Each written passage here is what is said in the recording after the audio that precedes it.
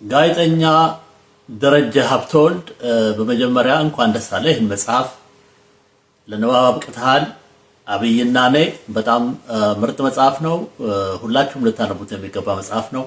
እንደሚታወቀው ደረጀ ሀብተወልድ ባለፉት 10 ዓመታት በኢትዮጵያ ያለማወላወል ለህዝብ ልሳን ሆኖ ከሚያገለግሉት ጋዜጠኞች አንዱ የሆነ ታጋይ ነው።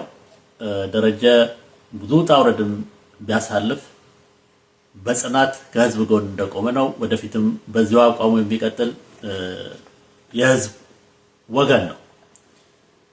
የኢትዮጵያ ፖለቲካ ያው እንደሚታወቀው የኪሳራ ፖለቲካ ነው። ሁላችንም አክስሯል። ኢትዮጵያን በአጠቃላይ የኢትዮጵያን ህዝብ በሙሉ ያከሰረ ነው። በቀላሉም ተስተካክሎ ኢትዮጵያም ተረጋግታ እንደ ሀገር መቀጠል የምትችልበት ሁኔታ ገና የለም። ብዙ ትግል ይፈልጋል። ስለዚህ በጽናት ትግልን መቀጠል ወሳኝ መሆኑ ግልጽ ነው እና በዚህም ሂደት ለህዝቡ ልሳን በመሆን ጋዜጠኝነት ትልቅ ስራ ነው። የሚያገለግሉትን ሁሉ መደገፍና ማበረታታት ይገባል። ደረጀ ሀብተወልድ በጣም ከፍተኛ አስተዋጽኦ ካረጉ ኢትዮጵያውያን እኔም መሰክርለታለሁ። አብረን ከ10 ዓመት በላይ ነው የምንተዋወቀው።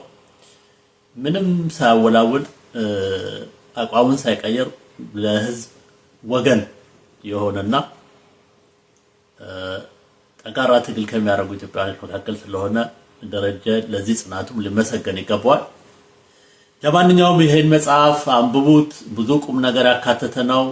በስተመጨረሻም ግጥሞችን ሁሉ ያጋራናል። ደረጀ ገጣሚም ነው፣ ጸሐፊ ብቻ ወይንም ጋዜጠኛ ብቻ አይደለም።